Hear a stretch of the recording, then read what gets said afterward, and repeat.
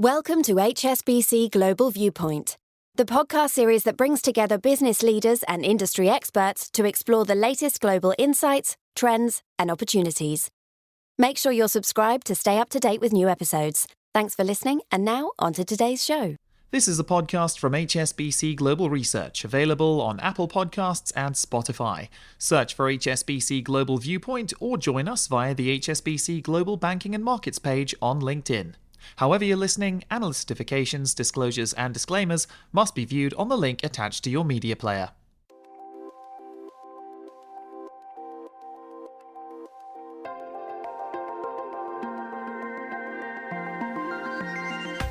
Welcome to another edition of Under the Banyan Tree, where we put Asian markets and economics in context. My name is Fred Newman. I'm the Chief Asia Economist in Hong Kong, and my co-host Harold van der Linde is still away on a very well-deserved break. But I'm joined today by our Chief China Economist, Jing Liu. With the Party Congress having wrapped up, attention now shifts to the longer-term outlook for the Chinese economy. It's been a challenging year, to say the least. We had very volatile markets. The property market is still struggling. And of course, we've also had virus control measures that kind of weighed on domestic demand, as well as transport and logistics. GDP has beaten expectations, but is that enough to lift the mood for consumers and investors? Let's kick off the conversation right here, under the Banyan Tree.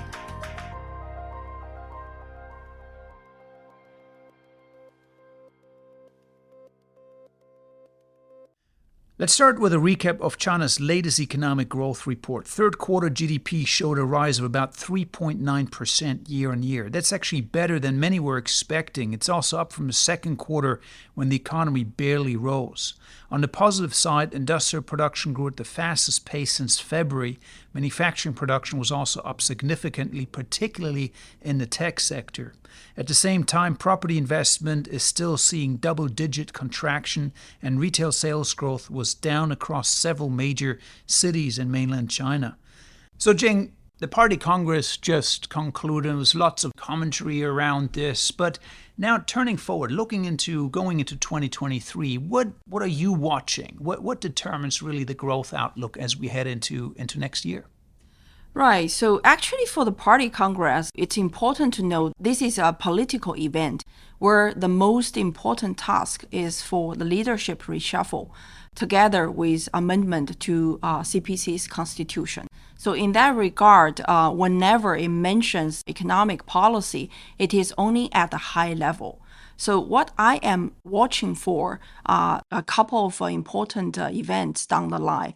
The first one we can expect would be the Central Economic Working Conference, usually taking place around early to mid-December.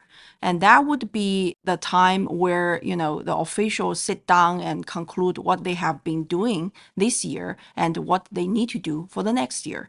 Given that this year, most likely China will miss its growth target for the first time in history, I think next year's focus would be how to generate the solid economic recovery.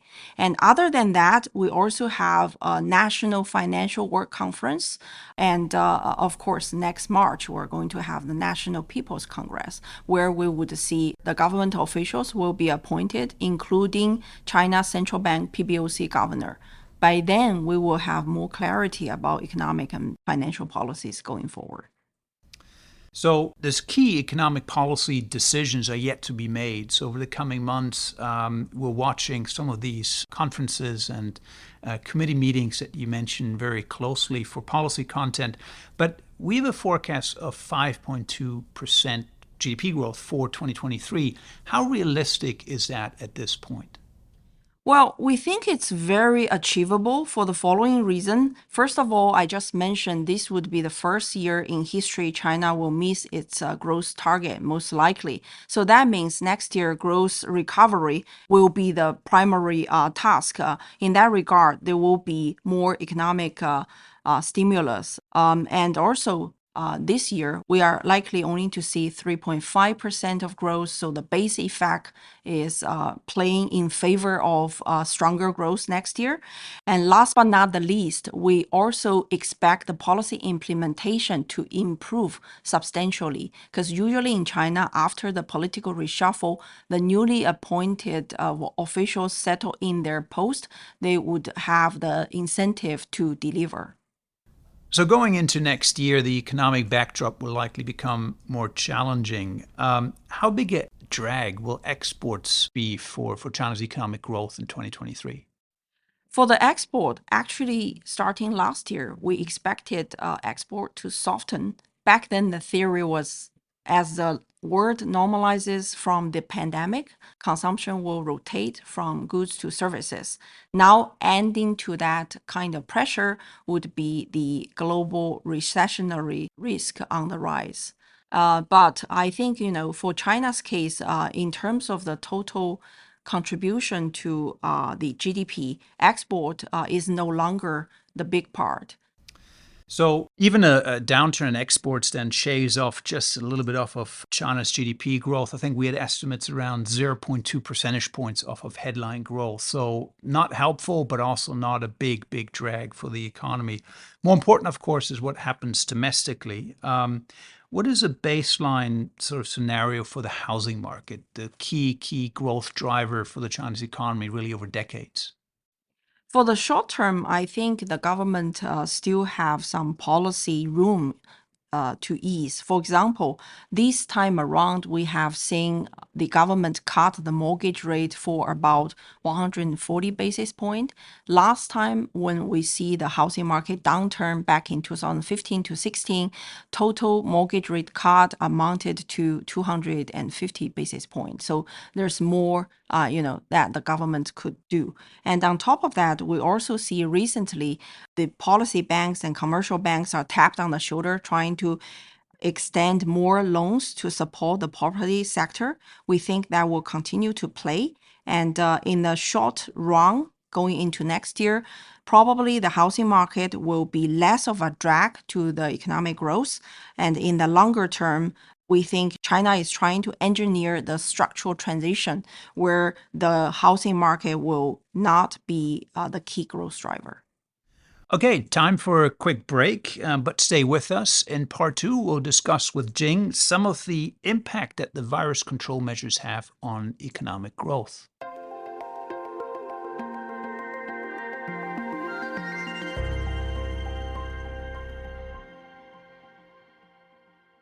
Welcome back.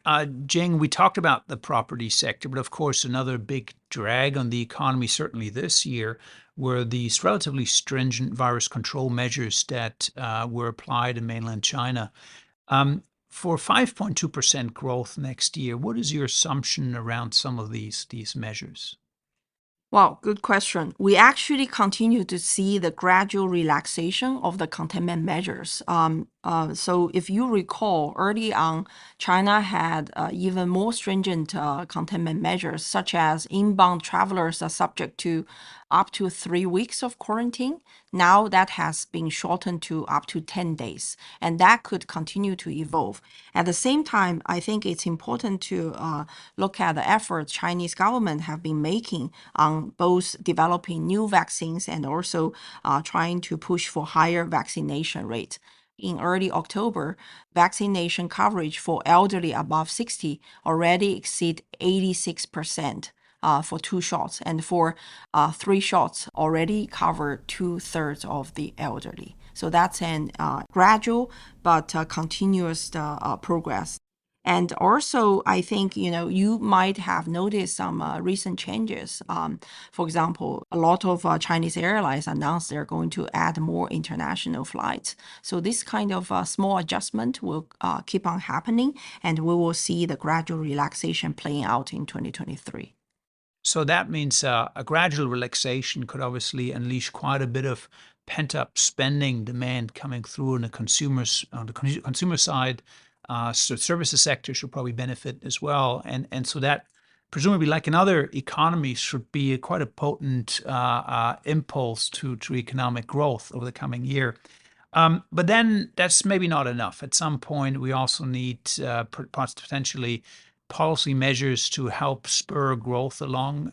Is there enough policy space in China to deliver more easing over the coming few months?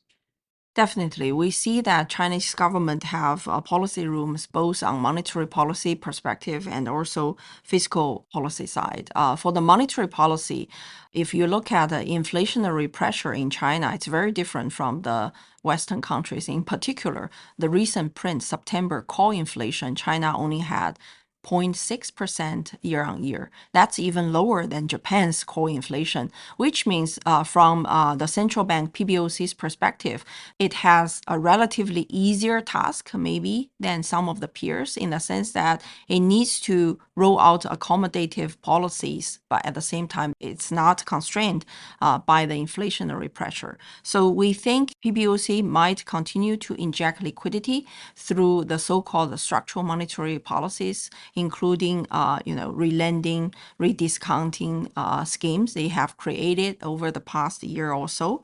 At the same time, they could further cut the RRR rates in order to support the liquidity in the economy. From fiscal perspective, we think next year the government is likely to push for the all-out infrastructure investment. So far, we have seen the infrastructure investment holding up very well, growing by double digit. And next year, the central government could do more, such as engaging the policy banks, etc., to provide support for further infrastructure projects.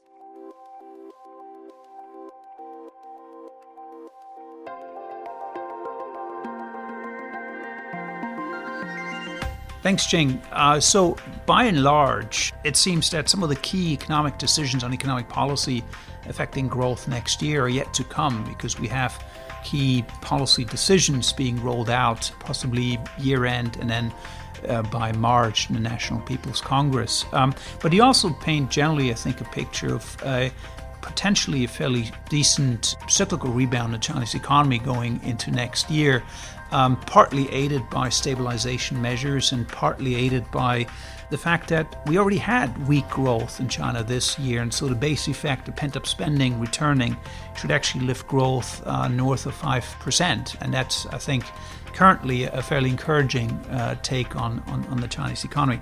That's all we got time for today's show. Thank you, Jing, for joining us here under the Banyan Tree. Remember, you can find all of our regular HSBC Global Research podcasts on the HSBC Global Viewpoint platforms on Apple, Spotify, and LinkedIn.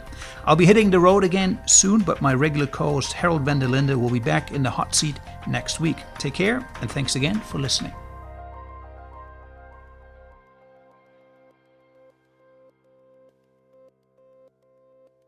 Thank you for joining us at HSBC Global Viewpoint. We hope you enjoyed the discussion. Make sure you're subscribed to stay up to date with new episodes.